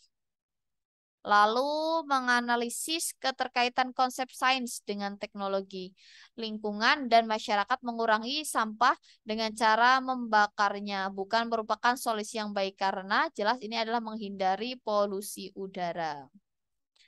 Berikut ini soal pengukuran kemampuan berpikir tingkat rendah kecuali jelas. Ini berpikir tingkat rendah kecuali ya. Berarti yang ditanyakan adalah berpikir tingkat tinggi. Coba kalau ditanya, benarkah energi matahari akan habis gitu ya? Benar nggak gitu kan? Proses berpikir tingkat tinggi ini ya. Lalu berikut ini merupakan kelebihan perkembangbiakan tumbuhan melalui kultur jaringan kecuali jelas sekali akar dari anak hasil kultur jaringan sangat kuat. Kalau kultur jaringan di sini ada kelebihan perkembangbiakan tumbuhan melalui kultur jaringan antara lain adalah waktunya singkat gitu ya, anak yang dihasilkan seragam, dapat memproduksi massal dan sifat anaknya sama dengan induknya. Ini jelas ini sungguh berbeda gitu ya dengan proses generatif atau perkembangbiakan generatif. Di sini kita lanjut lagi. Kemarin kita juga belajar ya tentang variabel terikat. Tadi juga belajar ya. Untuk menyelidiki pengaruh sinar matahari terhadap pertumbuhan tanaman, maka seorang siswa melakukan percobaan dengan menanam beberapa biji kacang hijau dari tanaman kacang hijau varietas tertentu terhadap 3 media yang sama. Medianya tanamannya sama, diingat. Lalu media tanaman tersebut diletakkan di kamar, di halaman, dan di ruang tamu. Setiap jam 11 gitu ya, siswa mengamati pertambahan dari 3 media tanam yang diletakkan pada lokasi yang berbeda. Berdasarkan kegiatan tersebut yang merupakan variabel terikat yang diteliti apa? Pertambahan, panjang, batangnya. Berarti ini adalah B. Lanjut ke soal nomor 16. Besi yang dibiarkan di ruang terbuka akan mudah terkarat. Ini disebabkan jelas sekali udara mengandung partikel air yang dapat bereaksi dengan besi. Nomor 17.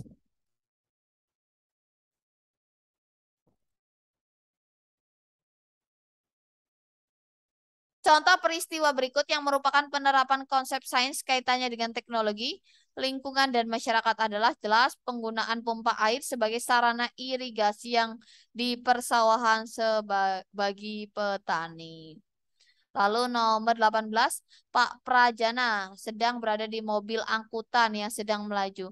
Dia membawa segelas air tanpa tutup yang ia letakkan di dashboard. Jelas ini hukum Newton 1 ini ya. Tiba-tiba sopir angkot mengerem mendadak berdasarkan pemahaman Anda tentang pengaruh gaya dan gerak benda. Apa yang akan terjadi pada air dalam gelas jika ditaruh dalam tersebut? Jelas, air tumpah ke depan. Ya, ini masuk ke hukum Newton 1. Perhatikan gambar berikut apabila diketahui R1. Ini R1 ya. Hambatan pertama adalah 60 ohm. Lalu R2-nya adalah 30 ohm. R3-nya adalah 20 ohm. Dia tersusun secara apa? Paralel gitu ya. Tumpuk besarnya 12. I2 ini maksudnya besar I2 adalah yang ditanyakan I2 ini. Maka yang paling tepat adalah kita cari dulu R totalnya gitu ya. V totalnya V1 sama dengan V2 sama dengan V3. Kalau misalkan I2 berarti tinggal V2 per R2. Kalau kita tahu R2-nya adalah V2-nya 12 dibagi 30. Berarti 0,4 ampere. Jawabannya adalah A. Lalu di sini lanjut saja ini tadi sudah ya melindungi organ tubuh yang penting ini sama kayak nomor 1. Lalu ke soal nomor 21. Dari data di atas, urutan metode ilmiah yang benar tadi sudah ya. Jawabannya adalah B ya.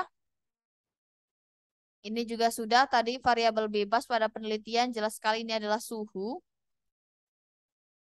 Nah, Sari mengamati bahwa air di lingkungan tempat tinggalnya keruh dan berbau. Ia menduga air tersebut telah tercemar sehingga tidak layak dikonsumsi. Untuk menguatkan dugaan tersebut, sebaiknya harus dilakukan Sari adalah jelas sekali melakukan eksperimen. Sinta gitu ya, melakukan percobaan menetapkan massa zat air. Bahan dan alat yang disiapkan berupa minyak goreng, spiritus, gelas ukur, dan neraca hipotesis yang diajukan Sinta ketika mengukur massa jenis minyak goreng dengan mengubah-ubah volumenya adalah jelas sekali seberapapun besar volume minyak goreng, massa jenis airnya sama besar. 25. Pada saat sedang berjalan-jalan di hutan, Adi mengamati sebuah fenomena yang menarik yaitu adanya daun yang berbeda warna. Walaupun jenis tanamannya sama, daun yang ternaungi pohon rimbun berwarna hijau kekuningan, sedangkan yang tumbuh di tempat terbuka hijau segar. Ini artinya bahwa yang dalam merumuskan rumusan masalahnya yang paling tepat adalah apakah intensitas cahaya berpengaruh pada pembentukan zat hijau daun. Oke, sebentar ya.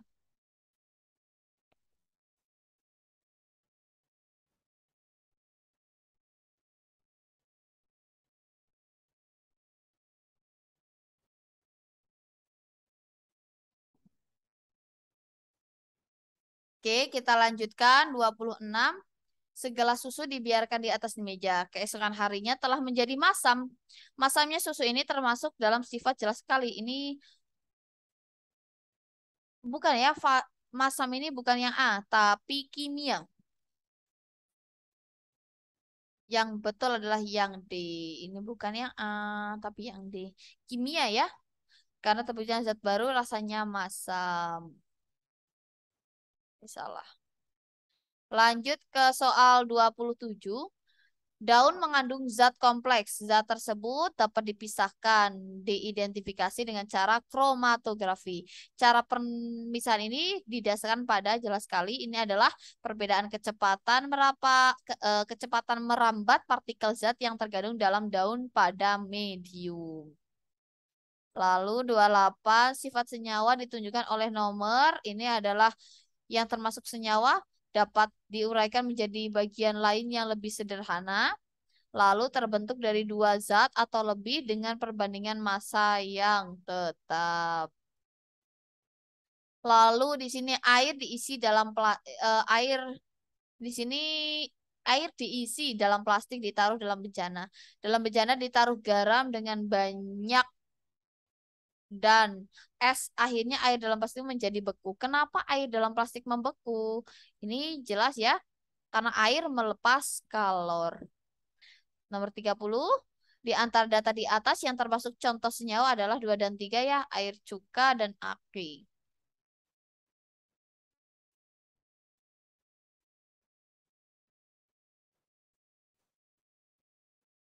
Oke, kita lanjutkan deh ke materi selanjut pembahasan. Misalkan sekarang kalau tadi IPA gitu ya, kita masuk ke IPS dan PKN. Mungkin Bapak Ibu sudah mengerjakan. Kita mulai dari soal nomor 1 ya. Nanti semua pembahasan akan kita share melalui grup WhatsApp.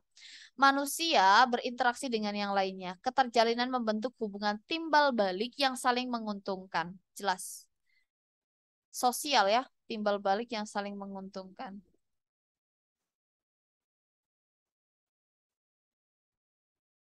Terpenuhnya segala kebutuhan adalah bagian dari kehubungan ini. Keterhubungan ini terjalin atas jelas sekali ya.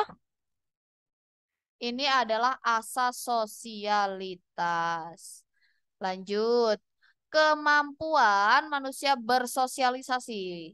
Kesadaran akan hidup, tujuan hidup, dan kemampuan bertahan hidup. Nah, tidak dimiliki ketika manusia itu lahir, tetapi diperoleh melalui proses sosialisasi. Lanjut, nomor 3 di sini ditanyakan penyebab utama kegagalan. Oh, berarti prosesnya apa nih? Penduduk berkumpul, oke, kehidupan di sana. Keberadaan penduduk secara terpusat.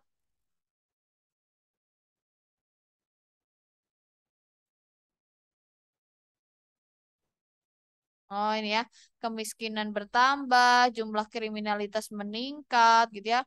Nah, ini penyebab utama kegagalan ini jelas sekali ya, yaitu eh, berkurangnya sumber daya manusia berkualitas.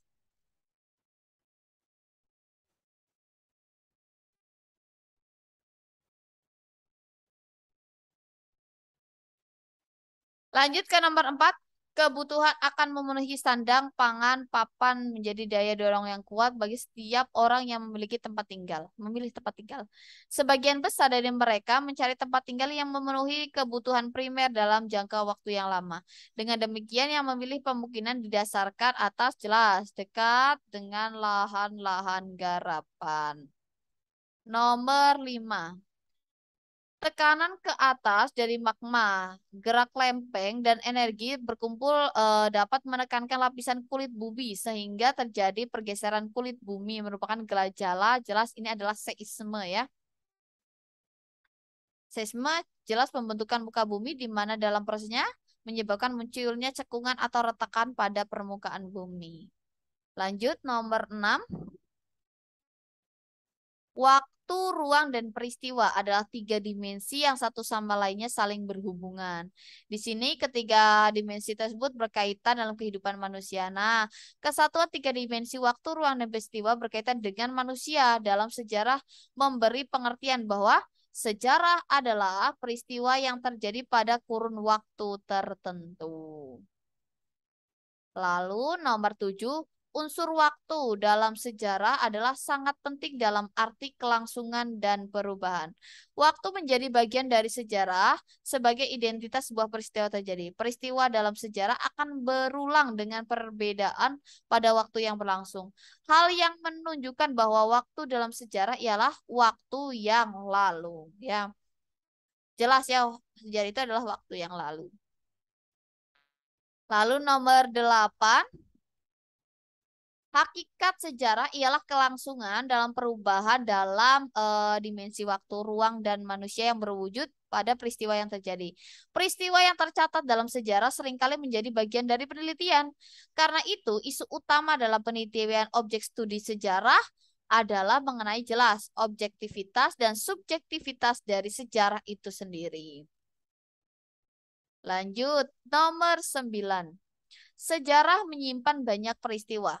Peristiwa yang terjadi dalam sejarah menjadi catatan masa lalu yang dialami manusia. Karena begitu luas dan hampir tidak terbatasnya materi yang menjadi objek studi sejarah, maka salah satu prinsip yang digunakan dalam penyusunan sejarah adalah kronologis. Di sini kronologis ini artinya adalah sejarah menyimpan banyak peristiwa. Peristiwa yang terjadi dalam sejarah menjadi catatan masa lalu yang dialami oleh manusia. Gitu ya. Ini berarti ini kronologis. Urut-urutannya jelas gitu ya. Lanjut nomor 10.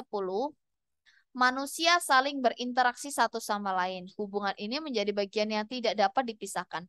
Dalam kehidupan manusia sebagai makhluk sosial, segala tindakan dan perilaku manusia yang ada di masyarakat ini tertuju untuk mendapatkan hubungan sosial berupa jelas pemenuhan pangan, sandang, dan papan. Coba kita menuju ke soal yang PKN deh ya.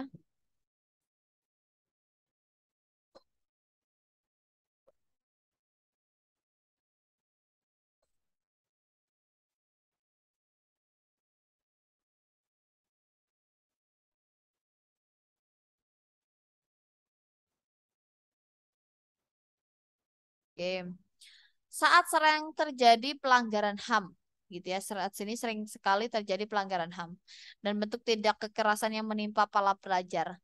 Tindakan kekerasan tersebut sering dikenal dalam istilah bullying. Makanya sekarang pada materi bullying itu sendiri pun dimasukkan ke setiap penerimaan peserta didik baru gitu ya. Tindakan kekerasan tersebut sering dikenal dengan istilah bullying. Nah, perilaku bullying ini bisa dari oknum pelajar atau pihak lainnya. Tindakan tersebut sebetulnya dapat dihindari apabila penegak HAM ini dapat diwujudkan gitu ya. HAM ini dapat diwujudkan di berbagai lingkungan kehidupan. Sebagai seorang pelajar, Bentuk peran serta yang dapat ditampilkan untuk mencegah terjadinya bullying sebagai bagian dari upaya penegak HAM di antaranya sebagai berikut. Yang paling pasti adalah meningkatkan pemahaman mengenai jenis-jenis bullying. Kadang anak itu tidak tahu gitu ya. Oh, ini termasuk bullying atau bukan ya gitu ya. Yang terjadi di berbagai lingkungan kehidupan. Lanjut ke soal 32. Kasus perbudakan buruh kuali yang pernah disidangkan oleh Pengadilan Negeri Tangerang atau PN Tangerang dengan terdakwa YI dan kawan-kawannya merupakan salah satu kasus pelanggaran HAM. Di sini kasus tersebut terjadi dapat dihindari apabila masyarakat berperan serta dalam upaya penegakan HAM. Nah, untuk mencegah terjadinya pelanggaran HAM, salah satu bentuk peran serta yang dapat ditampilkan oleh warga masyarakat diantaranya adalah jelas meningkatkan pemahaman mengenai hak asas dan kewajiban manusia, gitu ya, hak asasi manusia dan kewajiban asasi manusia.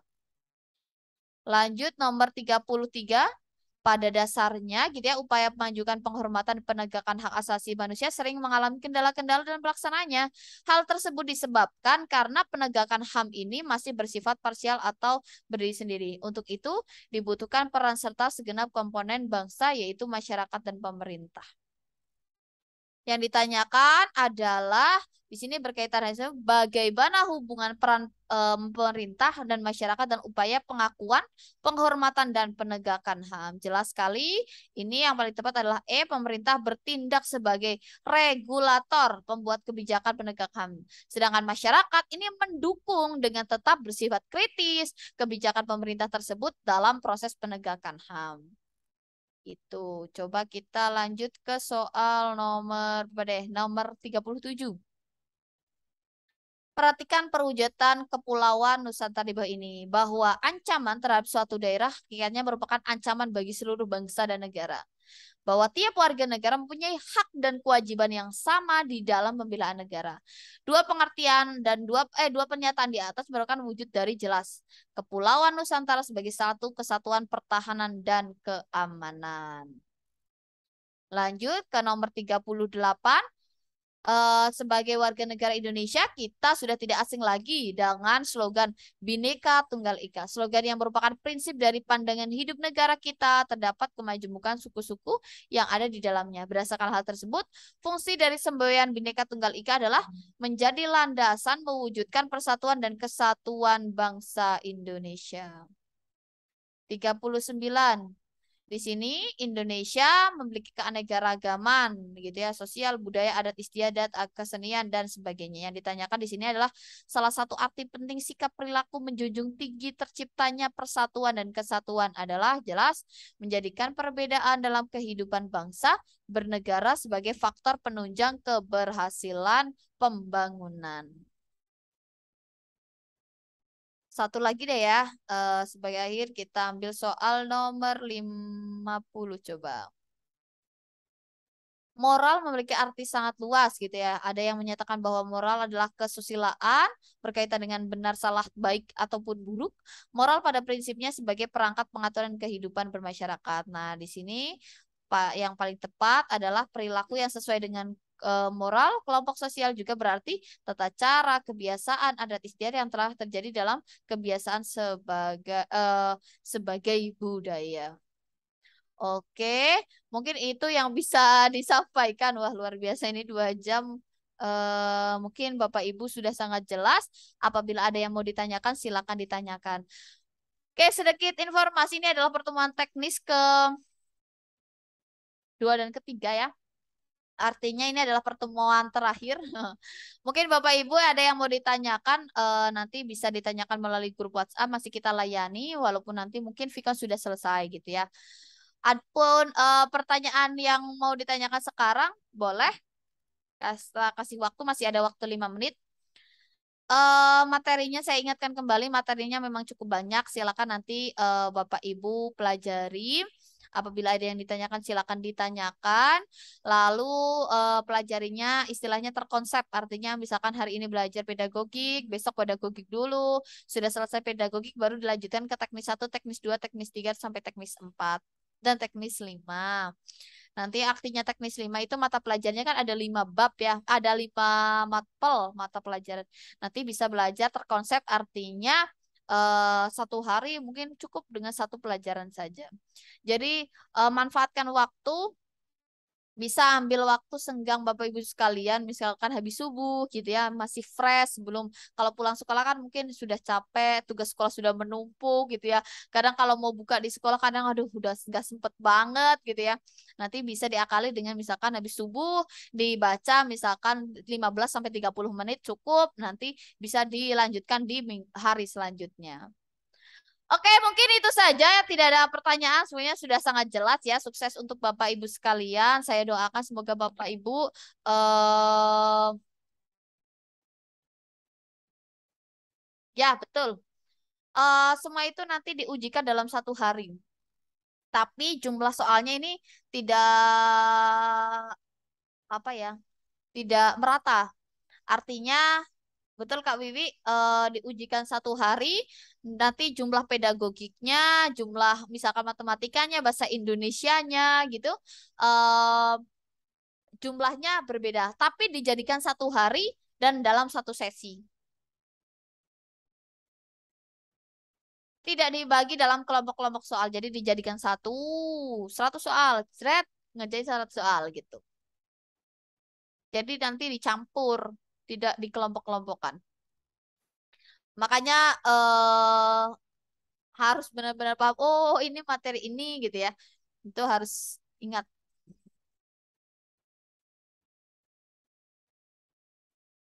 Ya, betul sekali. Diujikannya dalam satu hari.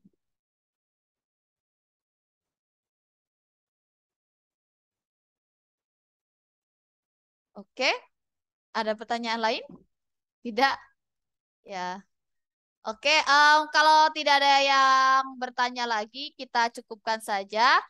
Sukses untuk Bapak Ibu sekalian. Saya doakan semoga yang Bapak Ibu sekalian diberikan kemudahan dalam belajar, dikabulkan hajatnya untuk lolos goal ASN P3K di 2022 ini. Sehingga di tahun 2022 ini Bapak Ibu bisa mendapatkan SK sebagai aparatur sipil ya. Doa saya eh, semoga Bapak Ibu terus diberikan kemudahan dan rezeki. Amin amin ya rabbal alamin. Oke, itu saja yang saya sampaikan. Sukses untuk kakak-kakak semuanya. Terima kasih. Sampai jumpa di lain kesempatan. Ada kurangnya saya mohon maaf. Nanti apabila ada yang mau dipertanyakan bisa bertanya lewat grup WhatsApp. Terima kasih. Wassalamualaikum warahmatullahi wabarakatuh. Sampai jumpa.